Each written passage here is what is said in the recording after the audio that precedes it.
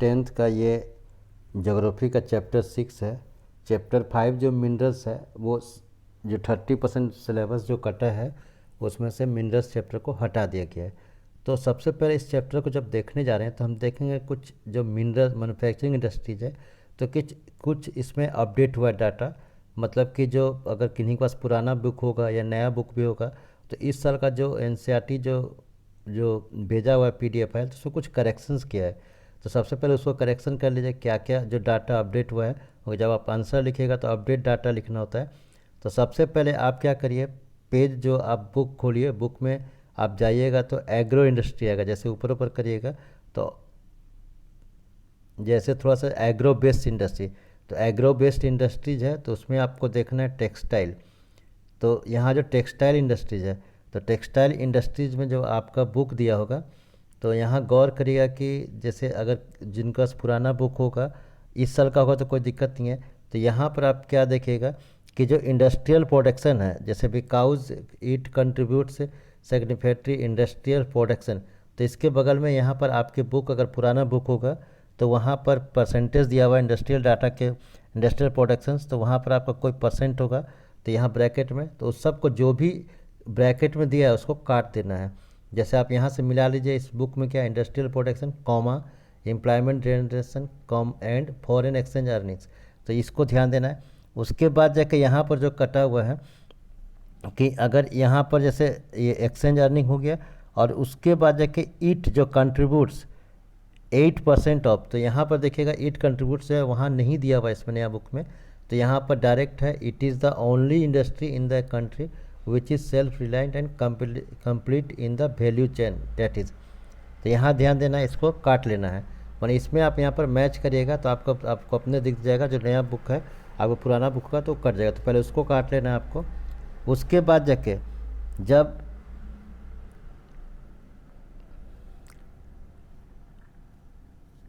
अगर करेक्शन कर लिए होंगे तो आपको आना है कॉटन टेक्सटाइल में। तो कॉटन टेक्सटाइल्स जब आप शुरुआत में देखेंगे तो यहाँ पर जो इंग्लैंड है, इंग्लैंड के बाद जाके एक पैराग्राफ होगा, अगर आपका पुराना बुक होगा तो दिया होगा कि एज ऑन कोई एक डेट दिया होगा देयर और 1946 कॉटन एंड ह्यूमन मेड, तो यहाँ पर आप देखिए कि इसके बाद कुछ और पैराग्राफ दिया होगा तो वो कट गया नया बुक में, तो उसको आप मैच कर लीजिएगा डायरेक्ट वहाँ पर जो है। अगर आप मैच करिएगा तो डायरेक्ट आपको दिखेगा कि यहाँ पर डायरेक्ट जो है उस पर काट दीजिएगा पूरा।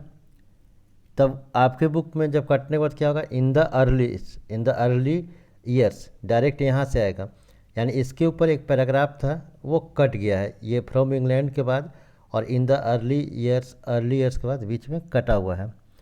उसके बाद जाके जो आपके में टेबल दिया होगा कि India productions of fabric in India, तो वो भी जो एक टेबल है इस तरह का टेबल होगा इन द अर्लियर के बाद वो कट गया है, आप मैच करिएगा। अगर यहाँ देखें इन द अर्लियर्स के बाद पूरा यहाँ हो जाएगा, और अगर यहाँ गौर करिएगा तो यहाँ पर जो होगा तो यहाँ पर क्वेश्चंस है, जैसे इस क्वेश्चंस और इस क्वेश्चंस के बीच में एक टेबल होगा तो कटा हुआ है, तो उसको काट लीजिए अपने बुक में।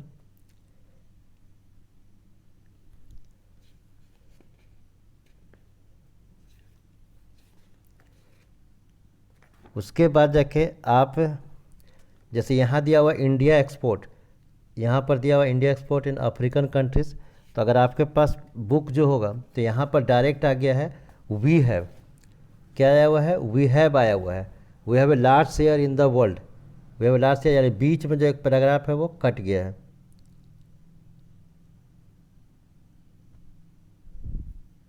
उसके बाद जाके ऑल दो होगा, अगर आप खोजिएगा तो, और ये मैप यहाँ देखिएगा, मैप जो इस बार सिलेबस में है जो आपको क्या क्या ना है, तो यहाँ पर इस बार जो ये मैप है तो सिर्फ इस बार का जो सिलेबस है सिर्फ कॉटन टेक्सटाइल के बारे में पूछेगा, वो भी इसमें पूछेगा मुंबई, कि मुंबई को लोकेट करना है। उसके बाद पूछेगा इंदौर, समझ गया मैं, मुंबई इंदौर, फिर जाके होगा सूरत, लोकेट करना है सिर्फ उसको, सूरत हो गया होगा तो कोयम्बटूर, जो यहाँ पर दिख रहा है ये कोयम्बटूर। उसके बाद जाके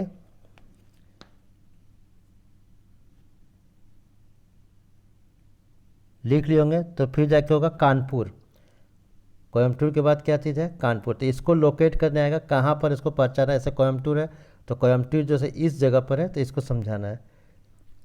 उसके बाद अगर आप पेज पलटिएगा तो वी हैव, यहाँ देखिए कि जो वी हैव दिया हुआ है, ऑल्दो के बाद वी हैव,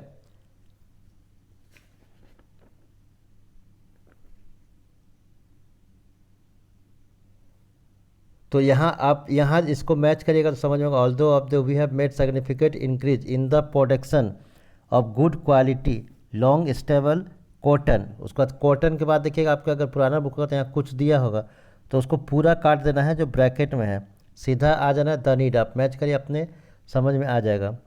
उसके बाद देखिए जूट टेक्सटाइल, जूट टेक्सटाइल के बाद जो है तो यहाँ से आप देखिएगा कि India's jute stand at the second place in the exporter from Bangladesh. तो उसके बाद जो बांग्लादेश के बाद है तो सिर्फ यहाँ पर आ गया direct most of the mills, तो बीच में एक सेंटेंस कटा हुआ है। फिर उसके बाद देखिए नैरो बेल्ट के बाद भी आप देखिएगा एक कुछ परसेंटेज दिएगा तो वो भी कट गया है। उसके बाद जाके फैक्टर्स के बाद जो जूट एक गुड्स हुआ, जूट गुड्स अगर आप देखेंगे तो इसके पास एक पैराग्राफ होगा, तो जूट गुड्स के बाद डायरेक्ट आ गया, देखिए क्या है, डायरेक्ट जो आया चैलेंजेस फेस्ट। और चैलेंजेस फेस्ट के ऊपर अगर आपका बुक होगा तो दिख रहा होगा कि आपके बुक में हो सकता है इन 2010-11 the jute industry was supporting जो है वो कट गया है, यानी उसके ऊपर उसके बीच में। तो ये देखेगा, ये अभी जो आपका यहाँ दिख गया आपको, वेरी गुड। उसके बाद इसी पैराग्राफ में अगर आप देखिएगा तो मेन मार्केट, तो यहाँ पर जो मेन मार्केट जो है यहाँ पर यूएसए यहाँ दिया हुआ है, कनाडा दिया हुआ है, फिर घाना। अगर आपका सब अगर जो सेकंड लास्ट ईयर बुक आया था तो उसमें यहाँ पर घाना जो अपडेट था वो कर दिया गया था, लेकिन उससे पहले का बुक है तो आप यहाँ मैच कर लीजिए क्या दिया हुआ है। मेन मार्केट था यूएसए, कनाडा, घाना, सऊदी अरबिया, यूके, ऑस्ट्रेलिया, इसको करेक्शन करना है।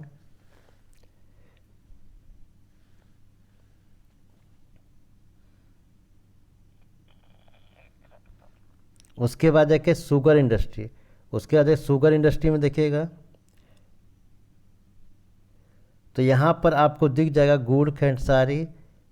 उसके बाद जाके आप यहाँ पर गौर करिए कि content reduce the meals are located in Uttar Pradesh. तो आपके बुक में कुछ और दिया होगा, अगर पुराना होगा तो उसको काटना है इस बीच में।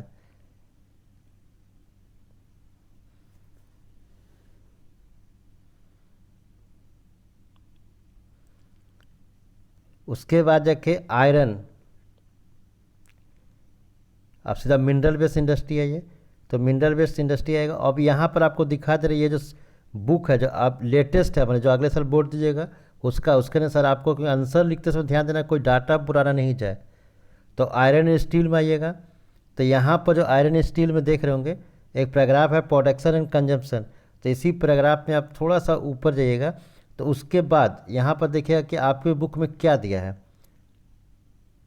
अगर यहाँ पर देखिएगा आपके बुक में, यहाँ मैच कर लीजिए कि इस लाइन को पूरा मैच कर लीजिए कि इंडिया रैंक सेकंड आ गया है, इसको समझिएगा। तो इसको पूरा मैच करिए यहाँ से। उसके बाद जाके इसके आगे मैच करते करते जाइएगा, तो डाटा ध्यान दीजिए, यहाँ भी इसको भी मैच करिए पूरा यहाँ से।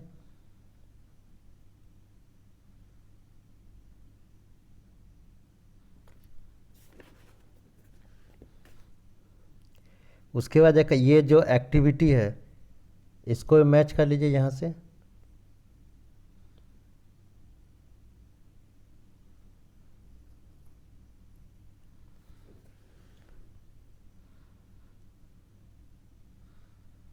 उसके बाद जाके जो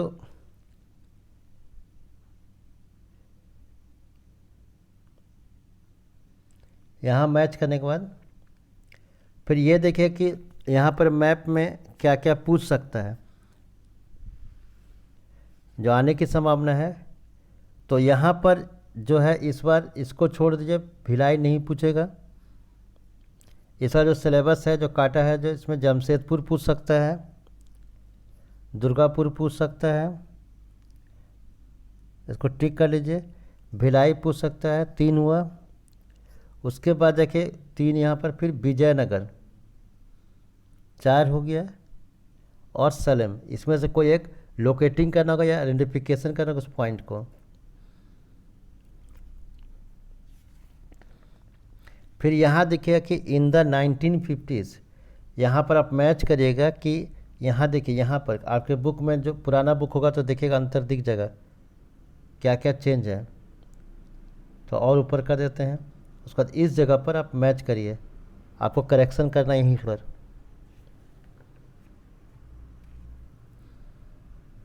उसके बाद जाके ये इसको करेक्शन करना। देखिए यहाँ पर जो डाटा दिया है, बार ग्राफ,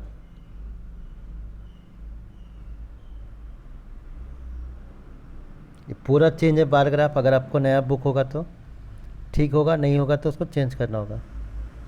इसको करने के बाद जाके अल्मुनियम स्मेल्टिंग,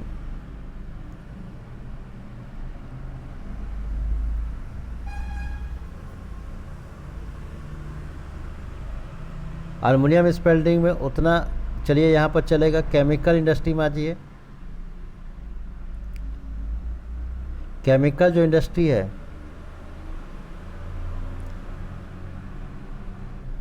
यहाँ पर आप मैच करिए क्या कट गया, इसी से आपको पता चल जाएगा।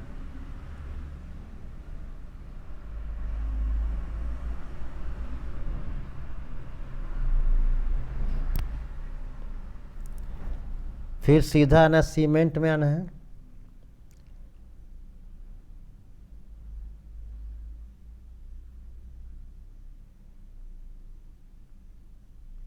सीमेंट में आप देखिए कि क्या चेंज हो रहा है। यहाँ पर आइएगा द फर्स्ट,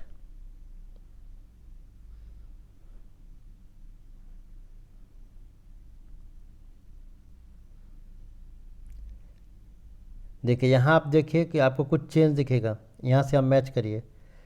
लिखा है कि the first cement plant was set up in the 1904। उसके बाद after independence the industry expanded. उसका डायरेक्ट आ गया इम्प्रूवमेंट। यहाँ देखिए ये दोनों के बीच में, तो इसको करेक्शन कर लीजिए।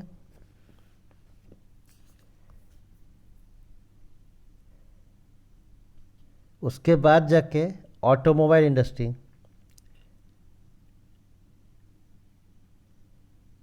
यहाँ देखिए इस ऑटोमोबाइल इंडस्ट्री में गौर करिएगा। तो इसके बाद देखिए यहाँ से क्या चीज़ दिया हुआ है, इसको ऊपर कर देते हैं। यहाँ मैच करिए, देखिए आपको चेंज दिखेगा।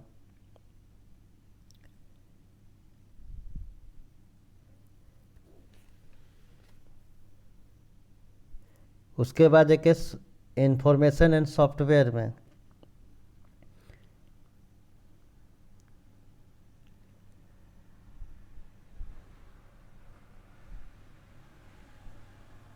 देखिए यहाँ मैच करिए। आपको यहाँ से पूरा मैच करिए, यहाँ तक आपको दिख जाएगा क्या क्या चेंज है।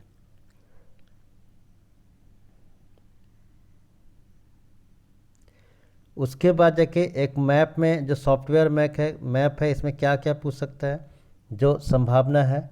तो यहाँ पर इस बार आपको संभावना नोएडा को दिखाने बोलेगा, फिर गांधीनगर को, फिर मुंबई पुणे, क्योंकि गांधीनगर इसलिए बोल रहे हैं कि ये दिखाया जा सकता है।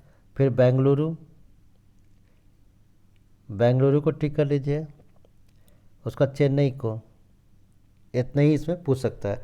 तो आप देख रहे हैं कि इसमें अब करेक्शन नहीं है। तो अब हम सीधा नोट्स में आते हैं। उसके बाद जाके इसको, तो नोट्स में गौर करेंगे कि देखिए मैन्युफैक्चरिंग इंडस्ट्री, तो मैन्युफैक्चरिंग इंडस्ट्री है क्या चीज़। अगर मैन्युफैक्चरिंग इंडस्ट्री का डिफिनेशन देखिएगा तो जो आपको याद करना है कि मैन्युफैक्चरिंग प्रोडक्शन ऑफ गुड्स, जो प्रोडक्ट्स, मैन्युफैक्चरिंग क्या चीज़ है, तो प्रोडक्शन ऑफ गुड्स। यहाँ ध्यान दीजिएगा कि production of goods in large quantities after processing from raw material to more valuable products, यानी ये मैन्युफैक्चरिंग है। तो इसको आपको याद रखना है। उसके बाद इंडस्ट्री क्या चीज़ है, तो the expanded form of manufacturing, की जो मैन्युफैक्चरिंग करना है तो उसमें जो कारखाना होता है, उद्योग होता है, उसको किसी एक चीज़ का उद्योग बहुत सारा हो सकता है। शुगर इंडस्ट्री हो सकता है, कॉटन इंडस्ट्री हो सकता है, टेक्सटाइल इंडस्ट्री हो सकता है, ये आयरन स्टील इंडस्ट्री होता है। फिर basic and key industry, basic and key industries जो आयरन और जो स्टील है, जैसे विच सप्लाई देयर प्रोडक्ट और raw material to manufacture the other goods, जैसे आयरन एंड स्टील इंडस्ट्री कि जो एक आयरन स्टील क्या बनाया, आयरन बनाया या स्टील बनाया, तो वो दूसरा इंडस्ट्री के लिए उसको अति आवश्यक जो रॉ मटेरियल है मैंने उसलिए उसको बेसिक इंडस्ट्री कहा जाता है। फिर एग्रो बेस्ड इंडस्ट्री क्या कहा जाता है कि जिसका प्रोडक्शन या जो रॉ मटेरियल एग्रीकल्चर प्रोडक्ट वो इंडस्ट होता है। जैसे अगर देख लीजिए शुगर केन कहाँ यूज होता है, तो वो उसको यूज होता है शुगर केन से शुगर इंडस्ट्री में उसको शुगर बनाने के लिए, तो यहाँ पर शुगर इंडस्ट्री हो गया, तो इसलिए इसको एग्रो बेस्ड इंडस्ट्री कहते हैं। कॉटेज इंडस्ट्री, तो ये छोटे छोटे जो सामान मिला के with the help of small tools and involving family members khadi and handicrafts. तो आपको क्या करना है, इसको सेम टू सेम आपको याद कर लेना है। स्मॉल स्केल इंडस्ट्री क्या चीज़ है, जिसमें कि कम कैपिटल और कुछ लेबर लगता है। फिर हैवी इंडस्ट्री क्या चीज़ है, जिसका सामान हैवी हो और बहुत ज़्यादा जगह ऑक्यूपाई के रॉ मटेरियल जैसे आयरन स्टील का, शुगर का। फिर प्राइवेट सेक्टर क्या है कि जिसका मालिक जो है एक इंडिविजुअल हो, कि एक पर्टिकुलर बैटरी हो, मैंने कि जो भी प्रोडक्शंस है उसका कंट्रोल्स है on and control by the individual, it is known as the माने कि प्राइवेट इंडस्ट्री। पब्लिक सेक्टर क्या, यहाँ पर सेम डिफिनेशन होगा, on and operated by government हो जाएगा, सिर्फ इंडिविजुअल गवर्नमेंट होगा। जैसे भेल, सेल, गेल, तो भेल का हो गया भारत हेवी अर्थ लिमिटेड, फिर जगह सेल का steel authority of India limited, फिर gas in authority of India limited. फिर ज्वाइंट सेक्टर क्या है, जिसमें कंट्री ये गवर्नमेंट भी हो और इंडिविजुअल भी हो।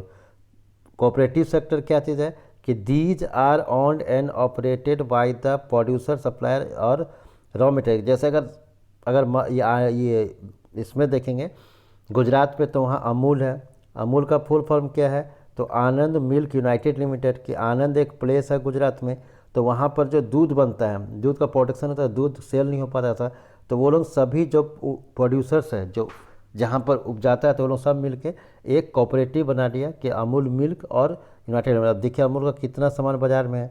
फिर फॉरेन एक्सचेंज माने विदेशी मुद्रा, कि the exchange of a country currency to the another से, कि हमारे देश से कंट्री को जो चेंज करते हैं दूसरे कंट्री से, तो यानी उसको विदेशी मुद्रा, वो उसको जो दर है, rate of the change of the foreign currency, तो उसी को यहाँ फॉरेन करेंसी दिया हुआ है। तो medium of exchange which is use to buy and sell the other countries by government. फिर मिनरल बेस्ड इंडस्ट्री, कि जिसमें मिनरल्स जो है जरूरत रॉ मटेरियल।